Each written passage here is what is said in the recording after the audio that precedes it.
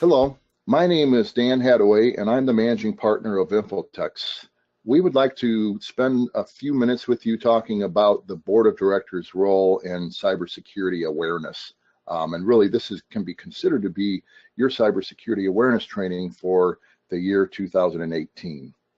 What we'd like to talk to you about in these minutes is your role as a director on the board. How can you help the bank with their cybersecurity objectives?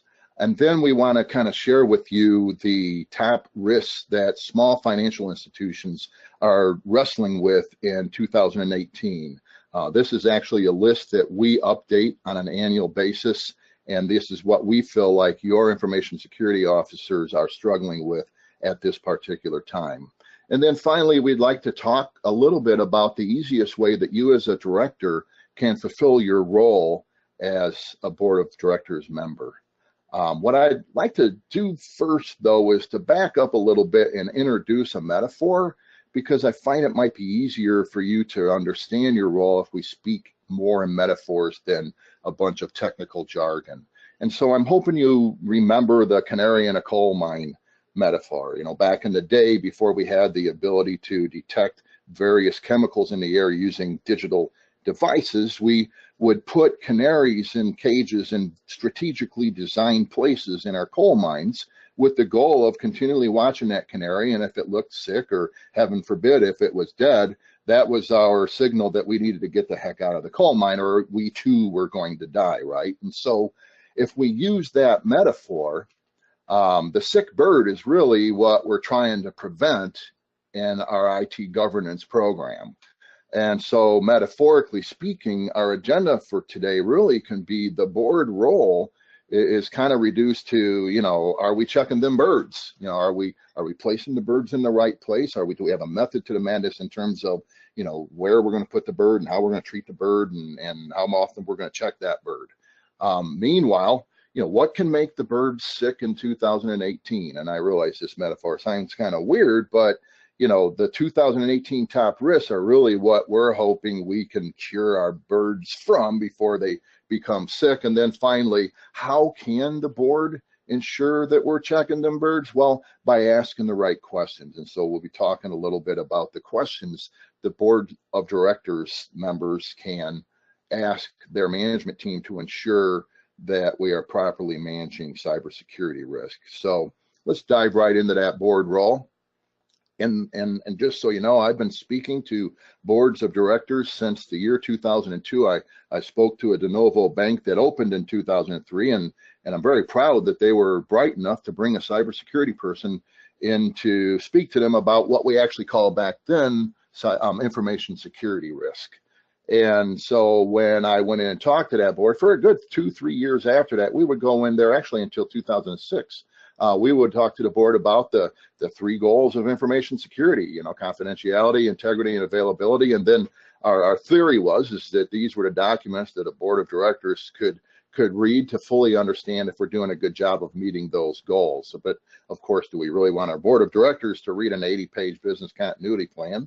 And yes, I'm talking about those smaller banks that have an 80-page plan, not the medium-sized banks that have a 500-page plan. But we've since added a couple more goals for the board to be conscious of, you know, our legal responsibilities. Are we in compliance with Gramm-Leach-Bliley? And then, you know, are we managing our technology? And what I've arrived at today is that this is way too complicated for board members to really understand and get on board, that the board should really see their role as making sure that we're doing everything we can to protect our customers. And really, maybe everything we can shouldn't be part of that sentence. What a director should be doing is asking questions to determine, are we adequately protecting our customers? In 2006, a guidance was released that established what the board responsibilities were for directors. And they really kind of started with, you know, looking backwards. We want you to look over vendor risk reports, IT audit reports, and an annual report to the board, which has really become most of our clients' key tool for educating the board. Maybe not, you know, motivating them and keeping them up to speed on what's happening now, but end up being a really good document where we can put everything we wanted the board to know about information security into one place. Meanwhile, looking forwards, the guidance also requires the board to do policy approvals and review the risk assessments and approve new technologies and approve the IT audit plan, which obviously this came out of one of our presentations to one of our audit clients. But it should be the contract that you have with your auditor, should be your IT audit plan. And yet what I want you to know as a board of directors member is that this really it's required, and you should read and review these documents. But the reason you should review these documents is so that you can come up with the right questions to make sure that management has taken the time to adequately protect our customers. We even have the extremely, in my opinion, naive opinion that our board of directors is going to understand the cybersecurity assessment. And hopefully somebody on your board is understanding that and rolling up their sleeves and making sure that they fully understand where we're not really at baseline compared to where we think we're at baseline, but we still are waiting for an auditor to have the guts to confirm it, to yes, we fully know we're at baseline, et cetera, et cetera. This is not going to achieve the job if we bog our directors down with this as much as, hey, how is that cybersecurity assessment tool helping us protect our customers? If the board can ask the questions, it'll help your IT people develop the answers, and that will simplify all that tech language to language that the board can understand. How are we protecting our customers? Should be the questions that the board of directors asks to make sure that we're checking and we're check for those sick birds. So let's talk about the birds that we think can go sick in 2018, or better put, the 2018 top risks for a year. And we've been updating this list on an annual basis. We actually publish this list online so your management team, can utilize it in their own risk assessing. But what we're really talking about is, what should we be keeping an eye on in 2018? And just so you know, our list for 2018 really only had one new item on it. Everything on this list has been on this list. We did change a few things. We crossed off users can still make mistakes and changed that to users will still make mistakes, and the same with our vendors. But otherwise, the only thing that's new on this list is we decided to break target attacks into attacks on your customers, and then where everything is in the list kind of changed places. So when it comes to targeted attacks, these are two print screens from an application called Zeus. This is very out of date. This is actually dated 2006, but it is an application that the bad guys designed a long time ago. That one of the things that was scary about it is that it had the ability to target community-based banks and credit unions here in America. And we've heard all kinds of horror stories about there's a mobile module to it. There's a module you can plug in that gives you a list of all that bank's IP addresses and that sort of thing. There's all kinds of rumors around where Zeus is gone. But suffice it to say, the bad guys are making $5 billion a year on just one attack vector that Zeus would help them create. Believe me, they're developing this application. It is substantially different in 2018 than it was in 2016. In 2006. The second priority then is that they're using applications like Zeus to attack our customers. And so a big risk that your information security people are wrestling with right now are three different attack vectors that the bad guys are orchestrating on our customers. And keep in mind, we don't really have any control over our customers, but we need to find a way to help our customers become aware of these risks. And we need to lay a paper trail so that if there ever is an attack on our customer, the litigators can see that our institution did everything they could to help our customers protect themselves. Your information security officer is really in the business of teaching people how to protect themselves, and that is now expanding to be outside of the institution. And so the three attack vectors that we're seeing, I'm hoping that you recognize the term corporate account takeover. It's abbreviated CATO. There are actually specific state guidances written on how to address this one attack vector. And it's a huge, money loss for your, commercial customers. Fortunately, because of that Regulation E, we really don't have to cover our customers' losses if they experience a corporate account takeover in most cases, assuming we have put our paper trail in appropriate order. But I see smaller community-based banks always negotiating and always settling somewhere between zero and where the loss was. And just so you know, the better our customer awareness training program is, the higher that settlement ends up being in terms of what the customer ends up declaring as their loss. The personal account takeover is then just an extension of the CATO. It's the paydos. It's the bad guys learning which Americans have a lot of money, and then watching those Americans taking over their accounts and draining their accounts using bill pay, not ACH or wire transfer. And then finally, the business email compromise is another attack on your customers, where the bad guys are getting access to one of your customers' email accounts and then using that account to spy on your customer and figure out how things work, and then actually send orders from your customer's CFO or whoever's in charge of managing the money to the accounts payable person or whoever's in charge of actually managing the money. And the order is usually to send a whole bunch of cash to some mule's account before it's transferred out to the Russian business network or whoever might be orchestrating that kind of attack. All of those attacks, by the way, require malware to be orchestrated. Meanwhile, and I believe this is the third top risk that your information security officers face, is that we are now in the age of incident response. Our customers, the general person, the average American, now knows what a good incident response should look like. And so, interestingly, I've been in a debate with several different cybersecurity professionals that I probably can't name in this webinar here, but I've been in a debate with them about what is the best way to test an organization if you could only implement one test. What test would be the best way to determine that organization's posture from a security perspective? How strong are they if we can only implement one test? And so my technical friends started off saying, well, pen test, until they realized, well, actually, our users can help the bad guys go right around all of our perimeter defenses. So a penetration test really isn't the best test. It's a good test, because it'll help us find out how, do we get in the system. But most successful penetration tests nowadays are successful because they incorporate some type of a, social engineering attack.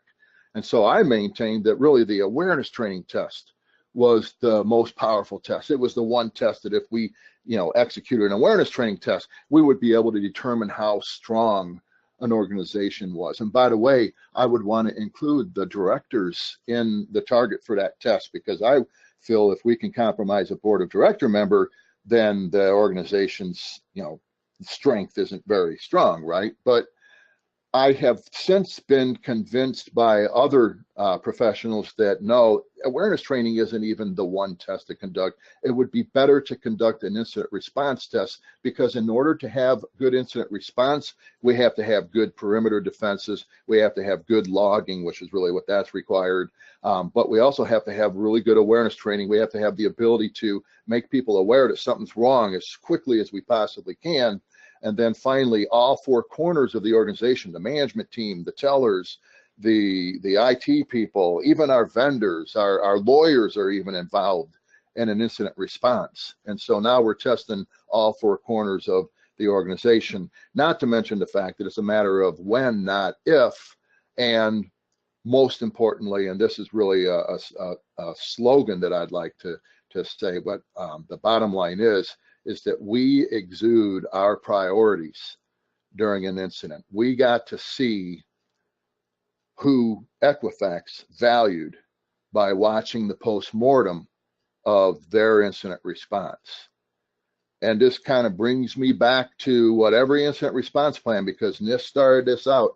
And so every incident response, most banks, if your incident response doesn't establish what the priorities are during an incident, you should ask your ISOs to go out to NIST and pull that into your plan, because every plan I see now has 5 priorities. The first being we need to protect life and safety. but the second priority being that we need to protect our customers. And the reason that's so important is because everybody in the world watches how important we value our customers when we're responding to an incident. And, you know, if we exude our priorities are to protect the board of directors and then announce the incident, that is really making us look bad. And really, you as the board of directors need to make sure that you're directing traffic properly during an incident. And so this is the most important time when, as your management team makes you aware of the fact that, oh boy, we just had an incident, your question should be, are we protecting our customers? Because again, beyond life and safety, we need to make sure our customers see that we actually are protecting information. It's just like everybody else. Somebody can make a mistake. We all make mistakes. How we respond to the mistake makes or breaks us. And if we're just selling stock and then disclosing, you know how you feel about Equifax now. So just so you know, the bad guys made $5 billion on malware, not on malware in general, just on ransomware alone, the type of malware that encrypts your network and then makes you pay to unencrypt your network. And what we're seeing is that these guys have a lot of money to place into their design. Their malware is becoming more and more intelligent. It's now designed to facilitate a targeted attacks. It's a high profit engine. We would be investing, I think, in if they were legal, the companies that are making money off of malware, because they're making so much money off of malware. Now they're even targeting the hardware and the memory chips because they know there are vulnerabilities there. And what it really ends up causing on your information security officer is the need to take patch management to a higher level. What a lot of people in the business are talking about, the difference between patch management and vulnerability management, to the point where, you know, we've issued our own proclamation for our own clients. And we're basically saying that, you know, patch management is, vendor management, vulnerability management, I should say, is more than patch management. It's making your management team aware of what we're trying to do with patch management. It's testing to make sure that we got all the patches applied in a risk-based manner. It's tweaking our system when we fail to test. And so we do have a non-technical explanation for non-technical managers at my.infotex.com/patches. And so as a board of directors member, when you're asking, how do I play my role? You know, maybe the questions would be, you know, what's the difference between vulnerability and patch management? You know, that could be a question that you ask. Or, you know, have you read, you know, up on the new need to expand patch management into, you know, a more sophisticated program that, you know, I was at this, you know, movie that Infotex provided about vulnerability management. The next top risk of 2018, users are still making mistakes. You know, we still have that. You know, we see various reports, various surveys that, you know, they always hover around that 70% number. 68, 67, 66 is about the lowest we've ever seen that report go. That, you know, 70% of incidents are still caused by users making mistakes. You know, usually it's going to the wrong page, you know, clicking on the wrong link in email, or giving out the wrong information over the telephone. And as a director, you know, your role is to make sure that we're protecting our customers from, you know, people making mistakes in our bank or in our credit union.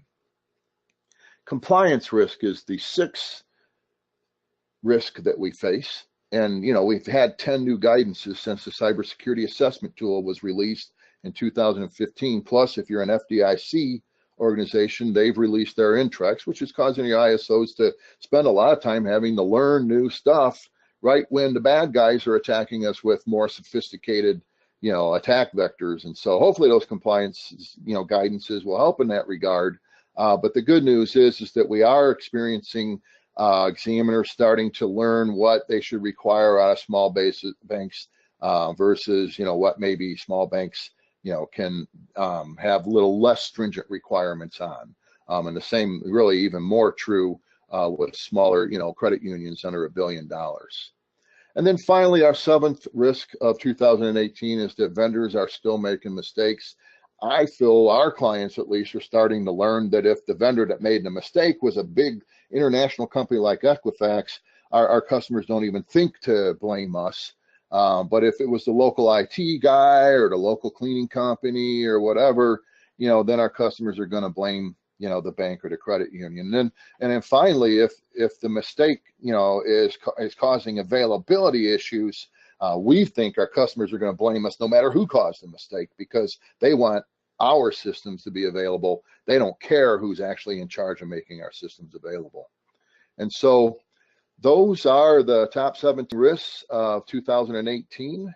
And that is your role in the board, is to really kind of help us make sure that we can't get sick from those, risks in 2018. And so the question is, what questions really can we ask to make sure of that? And so you really have to come up with your own questions. I unfortunately can give you some generic questions, but the questions that you ask management are really going to pertain to exactly what's going on in your own organization. I would use that annual report to the board as a basis of your questions if you need a starting point. And then beyond that, if I was a board member, I would be asking, how ready are we for our audits? Because as an auditor, what I'm learning is that when I go into a bank or a credit union and I find that the ISO is all frazzled and looks like he or she hasn't gotten sleep for the last week, those are the organizations that are actually suffering and that are a breach waiting to happen. Whereas the organizations that are sending the response to our request for information before we even show up on site, they're responding to everything. They're really ready for the audit. You can tell they're hitting on all cylinders. They're dotting their I's, they're crossing their T's. Those are the organizations that are safer. Now, a case could be made that, wow, we can spend too much time and too much money therefore on getting ready for the audit. But I've never seen it. I've never been in a situation where a finding would be, you're too ready for the audit. I just don't see that. I see that when organizations are not ready for the audit one year, whereas they've been ready for the audit in previous years, their posture has gone downhill. Their strength is lower than it was when they were ready for the audit. The organizations that can demonstrate in their audits a clear paper trail of how they're training their users, their management team, including the board of directors, meanwhile, and their customers, those are the organizations that are in a very good shape from a security posture perspective. And so as a director, I'd be asking, what are we doing to train our users? I can tell you're here to train me as a director, but how are we making sure the management team knows what they're supposed to do? And by the way, hopefully your ISO will say, well, the number one training tool we have for our management team is every year we do tabletop tests of our incident response program. That would be a good answer from your ISO, because as I've said before, those incident response tests are really, really important. They're keys to know how strong we are as an organization.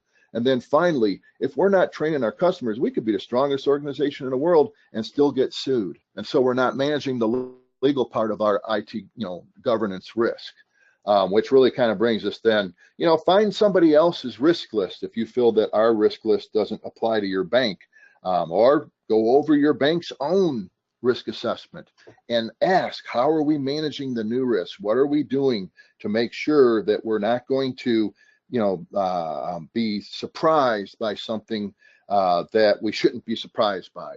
And then again, keep in mind, we want to establish the right security culture by recognizing there is no such thing as 100%.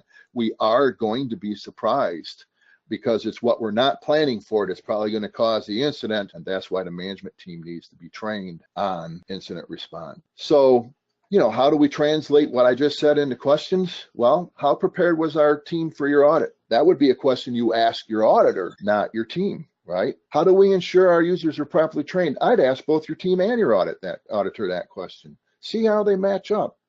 What are we doing to ensure management knows their role in cybersecurity? What are we doing to inform our customers? What are the new risks and what are we doing about them is really ultimately the questions that the board of directors should be asking. If you have any questions about anything I presented in this movie, please know that this is the opinion of Infotex, and our opinions are not always shared by your information security officer, but that would definitely be a great question to ask your information security officer. My name again is Dan Hadaway. I'm from Infotex, and I appreciate you spending the time to learn about the board's role in cybersecurity. When you view an infotext webinar or movie, you do so with 4 caveats. First, you're agreeing to the terms posted at the web page listed on this slide. Second, our lawyers want you to know that what infotext presents is often time-dated or about new trends, regulations, or guidance, and therefore we cannot provide this material with any warranty whatsoever. Thirdly, material provided with infotext webinars and movies is copyrighted. You keep the copyright to material customized to your organization, but Infotext reserves the right to use the material in other engagements and boilerplates. See our transfer of copyright agreement at the web page listed in this slide.